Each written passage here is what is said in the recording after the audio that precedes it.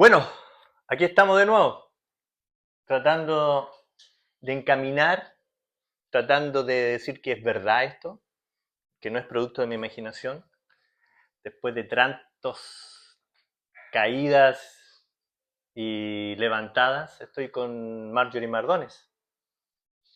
Y ustedes se preguntarán, ¿qué hace esa mujer acá? En mi Vino casa. en su casa y en mi casa más encima. Más encima vine a su casa. Vine a transgredir una tarde y estoy aquí con ella. Me invitó tranquilamente. Ella es otra de las privilegiadas que vio el documental, que está ahí en stand-by, que está, no existe. Bueno, Marjorie Mardones es una profesora y gestora cultural. Ella es bibliotecóloga de la Universidad de Playa Ancha y también es escritora. Y un dato muy importante, ¿por qué está ella acá? Los bibliotecólogos son los que guardan la memoria. Y cuando ellos guardan la memoria, tienen una sensibilidad muy especial. Porque este proyecto, si nosotros vamos en algún momento de la vida, a lo mejor un par de años más, cuando el patrimonio cultural diga, sí, estamos listos, ella la va a guardar tal vez en la universidad, tal vez en una biblioteca pública, y va a quedar guardada. Y vamos a hablar tal vez en 30, 40 o 50 años más, que los obreros de esta empresa acá en Quilpué estuvieron vigentes y crearon un proyecto de un Chile que ya no existe. Y también nos acompaña en un costadito porque está su hija, la Marina, quien también quiso ver el documental y en una de esas también nos va a dar su opinión de niña. ¿Ah? A lo mejor ahí vamos a tener algo muy interesante en este pequeño ratito. Marjorie, partamos. ¿Existe o no existe el documental? Hola Félix, hola Gabriel, gracias por el espacio y por este trabajo, por la presentación y contenta de poder comentar un poquitito acerca de este ejercicio documental, como bien dijiste tú, desde lo profesional al menos trabajo el tema de la memoria, de los documentos y obviamente que este trabajo audiovisual que se acerca al documental lo que busca, ¿verdad?, es rescatar también esa memoria viva, porque de alguna manera estamos hablando de la Carosi, ¿no? Uno dice, ahí está el edificio, en su momento Viñambres cuando fue alcalde lo rescató, lo refaccionaron, después durante la alcaldía de Valeria Melivián, ¿cierto? Se terminó de poblar ese espacio, al menos en términos de ocupación administrativa por parte del aparato estatal, en este caso el municipio, ¿cierto? Y ahora con esta alcaldía de la señora Corti. Pero más allá de eso, que esto se ocupe, ¿no? Tiene que ver con qué es lo que viene a representar para las comunidades. A lo que quiero ir con esto es que cuando pensamos en el patrimonio, uno puede pensar en este patrimonio arquitectónico, de hecho, delante con Marina mirábamos, ¿cierto, Marina? El edificio por el cual pasamos siempre, y el documental logra captar imágenes de ese lugar antes de que fuera lo que es hoy, ¿cierto? Y después de lo que fue, cuando ya había pasado la época de gloria de la Carosi, eh, qué es lo que significa para nosotros como personas habitantes de Quilpué, cómo rescatamos ese patrimonio, cómo vivimos esa memoria y cómo la vamos descubriendo también, cómo descubrimos este Quilpué. ¿No? Y creo que en ese sentido, bueno, el título además que está muy bien puesto, Los dos Félix o Después de Después Dios, de Dios Carosi. Carosi, que es muy potente, ¿no? Y que de alguna manera da cuenta de cómo en los años en que la Carosi estuvo en la comuna, cambió el día a día o marcó el Marco día a el día. día, ¿verdad? De todas las personas quienes, no solo quienes trabajaron directamente en la Carosi, sino que de todo Quilpué, Todo Quilpué. ¿sí? Sí, eso es muy interesante. De hecho, esa frase no es una frase que a mí se me ocurrió. Es una frase que los obreros de aquellos años, ellos lo decían.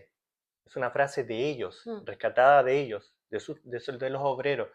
Por eso te hablaba, es interesante porque ese edificio que partió construyéndose aproximadamente en 1907, Carosi Augusto Carosi Passani partió en Valparaíso y después, el año 1907 aproximadamente, se vino acá a Quilpué por clima, por el agua, y comenzó a construirse esta ciudad, porque Quilpué era un villorrio y partió a ser un pueblo, después una ciudad, y todo se concentraba en eso.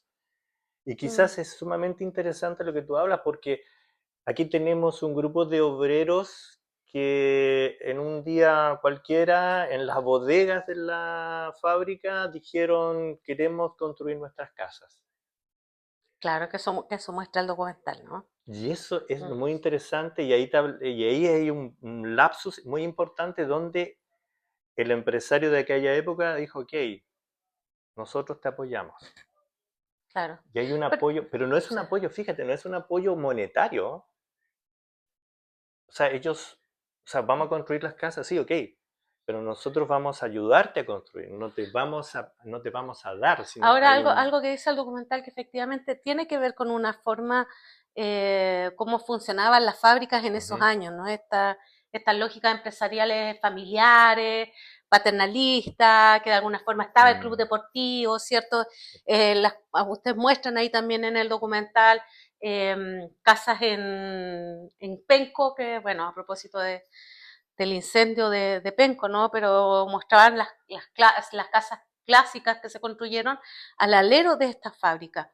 Y me parece que cuando tú presentas mm, recién y haces algunos alcances ahí, Félix, me parece que, claro, y lo dice Marcos Rojas también en el, ahí le pegué el micrófono, dice Marcos Rojas también ahí en el material que se presenta, ¿no? Que el contar las historias personales también van contando la historia de los países o de las localidades o de las ciudades. ujú. Y también alguna vez con Gabriel Castro lo hemos conversado a propósito de cómo se hace un documental o qué pasa en un buen documental y de qué manera se descubre esta otra historia, que no es necesariamente la historia central, pero que es muy valiosa también. Y creo que esa compañía también hablamos cuando leemos de cómo funcionan estas capas, ¿no? De las historias, de la narrativa y en este caso de los documentales, estas capas que tienen distintas profundidades también al momento de verlo. Entonces, si bien está la historia de la Carosi como en primer plano, también está la historia de la comuna de Quilpué, está la historia de los pobladores, Desde que está la historia de este Quilpué nazi, ¿no? Y ultraderechista, está la historia tuya con tu padre y tu madre, está todos esos planos que van funcionando. Ahora, me parece a mí que bueno, esos son muchos aciertos, ¿verdad? Quizás el único desacierto que me queda es que a ratos algunos problemas con el audio que son más bien técnicos, ¿sí? Que creo que eso lo complejiza un poco. Ahora, yo también me ponía aquí a escucharlo al lado de lo que estamos viendo, ¿cierto? De esta pantalla, me acercaba, porque también ahí es bien loco, ¿no? Porque pasa eso, te acercas a escuchar algo que te interesa, te detienes. Hay hartos elementos ahí que después de que ustedes me permitieron ver este que- preestreno, que tenía que ver con la radio nazi, ¿cierto? De Quilpué, que se hizo una obra de teatro que se montó en Sentó, claro. el Teatro Velarde, también llamado Juan Busto, ¿sí? Se estrenó, me parece, hace unos 2 o 3 años Sí, atrás. aproximadamente sí, 3 años atrás. También está la historia de esta cantante, de la Rosita Serrano, Skill Point. que es Fíjate quilpueína. tú, estamos en el Retiro. Sí. Rosita Serrano es de acá, del Retiro. Ella es nacida acá en el Retiro. Mm. Entonces hay una psicomagia en este instante, porque ella fue aquí y él fue nazi, creo que Hitler la quería mucho, mucho. Claro, el ministro de De, Cultura, de, ¿cómo se llama? Grover, Gro- Goebbels, Goebbels, Goebbels. era la musa inspiradora y hace no tanto, al menos yo por ahí me topé alguna noticia y ahora buscando ahí en internet aparecía también algún reportaje que le hicieron en la televisión abierta, ¿no? Entonces, y además cuando hablan de la radio nazi que Nazi que estaba está en en Lawson. Thompson, y más que uno de repente dice, bueno, ¿qué pasa? ¿Cuál es la identidad que el pollo? Hartas veces como discutiendo o conversando, ¿cuál es la identidad? Bueno, aquí hay elementos que también constituyen esa identidad. Y eso es, fíjate tú, es bien curioso, porque cuando partió este documental, esto cuando conversaba yo con muchos de los obreros, sobre todo de la autoconstrucción, ese era un tema de ellos, era como algo que era un rumor, un cagüín, pero estaba, ellos siempre comentaban eso. No, sí que existía. Después, de hecho, cuando una vez le dije a mi papá, papá, sí, me dice. Y él me dijo, ratificó, dijo, no, sí, en la calle Thompson, antiguamente era un cauce. Y me explicó todo eso, claro, y ahí se juntaba, me dijo. Y era parte, y me dijo, mucha gente iba para allá, me dice, era parte de la historia. Y Mm. ellos como obreros también, más de algunos de nosotros, yo creo que íbamos para allá a escuchar eso. Sí, y además que por lo que decían, bueno, a partir del documental de ustedes y después de lo que les decía de la obra de teatro, lo que busqué, efectivamente que el PUE había sido un punto neurálgico para los alemanes nazis que se venían arrancando del juicio de Nuremberg. ¿No? O sea, venían arrancando finalmente del ajusticiamiento, lo que podría ocurrir en Alemania. Y en su minuto también, tú lo mencionas ahí, de qué manera esta producción de la Carosi contribuía también a las A tropas las tropas, claro. alemanas nacionalsocialistas. Y eso es parte, es curioso, es parte del rumor o del mito urbano de los mismos obreros que hablaban. Mm, ¿Sabes? Porque eso sí. queda ahí, ¿cómo comprobarlo? Pero era ellos era parte, y ellos, no sé, era como bien extraño porque tenían esa parte, que en aquel, estamos hablando de una época en que existía la Segunda Guerra Mundial, había Mm. una ideología, pero ellos también, fíjate tú, ellos seguían trabajando, seguían produciendo, y, y es como raro porque a pesar de todo eso, ellos seguían con sus sueños de tener una casa, Eran trabajadores. trabajadores, sí, Entonces era su sueño, sí, ¿me entiendes? Entonces sí. estamos en una línea de tiempo que se juntan Mm. muchas cosas que tú estás hablando. Por eso, no sé si va a escuchar bien esto, pero no importa. Yo creo que sí. Por eso no es tan antojadizo, por un lado, la relación padre-hijo, Félix Félix, con la Carosi y este tipo de empresarios y sus trabajadores. Tú lo dijiste, paternalismo. Mm. Y es loco cómo lo descubrimos, eso es lo bonito de que no estaba en el guión, nunca hubo guión. Pero en el camino descubrimos que la relación que tenía la Carosi con quien fue era una relación muy parecida a la paternidad que muchos de nosotros tenemos. La relación con ese padre que puede tener algunos lados medio especiales, ¿cachai? Mm. Como es muy paternalista, pero a la antigua. Entonces, ahí está, creemos el link. Sí, bueno, hay dos cosas más que a mí me gustaría Ujú. mencionar. Una que, bueno, aparece una imagen que me gusta, bueno, más de una imagen que me gusta harto, pero una de las imágenes que me gustaría comentar es cuando sales tú sentado con una caja de cartón, porque yo creo que es algo que a mí me pasó dentro de mi área profesional, que es la bibliotecología, la archivística, y de qué manera muchas veces uno se encuentra con estos tesoros, ¿no? Que son Sí. cajas, están entre cachureos olvidados, con Mm. arañas, ¿cierto? Pero ahí, ¿cómo tener ese ojo para ir descubriendo esa historia? Sí. ¿No? Cuando tú decías te sentabas con tu padre Claro. y en la medida que iban revisando, o sea, yo a mis estudiantes les digo siempre, revisen, o sea, cuando tú tienes una cajita con un boleto de entrada, que es como la gracia de los libros usados, ¿no? Sí, sí. Que uno se encuentra cosas Sí. increíbles y que de ahí pueden armarse tantas historias y es reconstruir esas memorias Sí, que tienen que ver con totalmente. la identidad y todo. Y lo otro que me gustaría mencionar es que yo escribí un cuento años atrás que se llama La Tota Rodríguez, que está en mi libro Queridas Sí. Desconocidas, y que alguna vez lo queríamos hacer cortometraje. Y resulta que en La Tota hay que nunca perdió la esperanza que algún día se haga, en La Tota Rodríguez hay un incendio. Entonces, antes que se hiciera la refacción de Carosi, yo siempre pensé que el incendio iba a ser en ese sector. Y bueno, me sorprendí también en el documental en que se habla de 3 incendios que se producen Mm. eh, en dependencias de la Carosi y que tiene que ver con su fin. Bueno, entiendo que así más o Bueno, menos es sí. uno de los factores que Perfecto, influye, Feli, ¿verdad? para terminar, digamos, porque ya después de ese incendio ya la fábrica comenzó, de hecho el proyecto que tenían en NOS ya venía desde antes, entonces con el incendio ya NOS, ya partía ya la fábrica en Santiago en NOS, ya estaba casi lista. más o menos en el año 80 ya quedaron, solamente quedó en Quilpué lo que eran donde llegaba el trigo, que quedó esa parte nomás, pero la fábrica en general se había trasladado a esa ciudad. Ujú, Entonces, bueno, la gran mayoría de los trabajadores de aquella época, muchos buscaron otros trabajos. Ahí hay una parte que Luis Alarcón nos ayudó, que fue una ley que muchos de estos trabajadores le dieron una pensión, porque hay que recordar que si se quemaba la fábrica tú no recibes ninguna pensión ni no puedes salir jubilado, entonces por ahí sí. hicieron los mismos sindicatos que tenían mucha fuerza, trataron de crear un grupo de trabajadores de que le dieran una pensión mientras tanto. Y esa pensión, muchos de esos Mm. trabajadores después con esa pensión agregaron su jubilación. Tuvieron como dos entradas al final. Sí, y lo último, que ya después lo otro se lo digo fuera de cámara, pero No, no, que, tiene que ser todo ahora, todo que ahora. también dije, no tiene ninguna mujer dentro del documental, ninguna voz de mujer. No sé si fue exprofeso o no, pero si vas a hablar te acerco el micrófono, si no, no se va a escuchar. Porque Pero hay una presencia femenina fuerte que está detrás.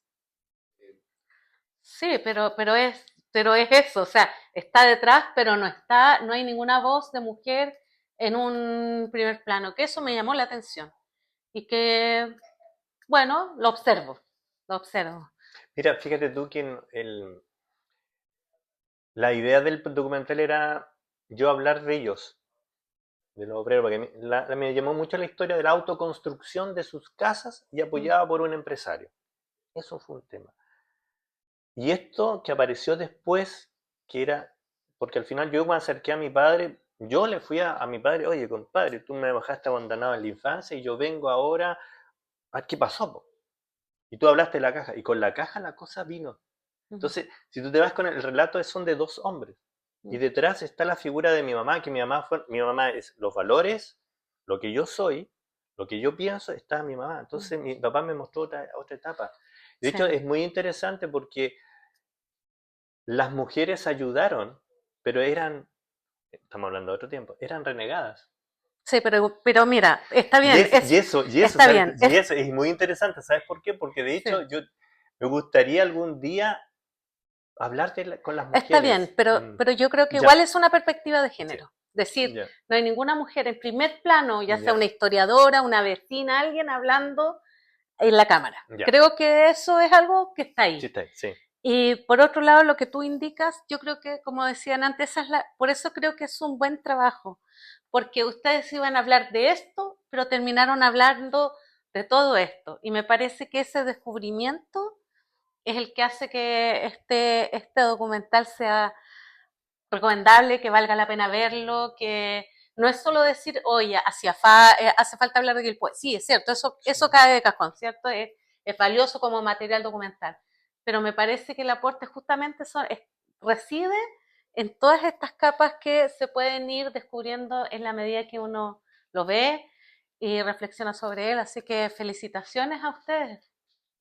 Y muchas gracias por este espacio. Va a poder comentar ahí un poquito de la Eh, producción quilpueña. Y gra- felicitaciones, gracias a ti, Feli. Y creo gracias a ti. que hay que tener harto valor también para contar lo vivido en términos personales. Es fuerte, eh, pero creo que también está bien, tú hablas de ti, pero cuando se socializa algo tan íntimo, también puede reflejar lo que muchas personas hemos vivido y ya dejas de ser tú.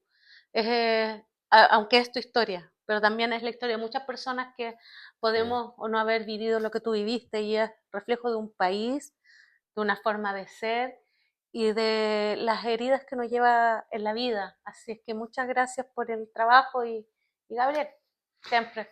Bueno, aquí gracias a ti, Marjorie, por todo esto, por meterme a tu casa, por hablar de esto, por decir que es verdad. Eh, Sé que en algún momento va a salir, te agradezco todo, por eso esta entrevista para mí es sumamente importante, porque por eso le decía yo a los que me van a ver ahora y vuelvo a dar ese datito. Estamos hablando de una bibliotecóloga, una persona que tiene mucha sensibilidad. Acaba de darme un chachazo. Los aliens en las mujeres. Buen dato. Importante eso. un buen charchazo, pero eso es fundamental y es claro porque hay alguien que está hablando y que existe, hay alguien que tiene la sensibilidad porque ella la va a guardar en algún momento en su biblioteca y se lo va a mostrar a los futuros, a los jóvenes, a los niños en el futuro. Marina no quiso decir nada, pero no importa, me encanta porque ella lo vio, un niño lo vio y me imagino que se entusiasmó, me imagino que se estuvo ahí metida. Se ve que estábamos hablando, oye, pasamos por ahí todos los días, me dijo ese edificio a mí me daba miedo antes. Y viste que está la mitad refaccionada y la otra no. Y además hay unas tomas altas que hicieron. Entonces le decía, mira, ahí estamos nosotros, para este lado en el retiro. Así que, Ella es parte bien. de esa Y generación. ella es quilpueína, Y ella es de quilpuína. generación. Sí. Así que existe, pues. Así que Bien. me despedimos. Nos pasamos minutos, pero valió la pena. Muchas gracias a todos y nos estaríamos viendo por ahí.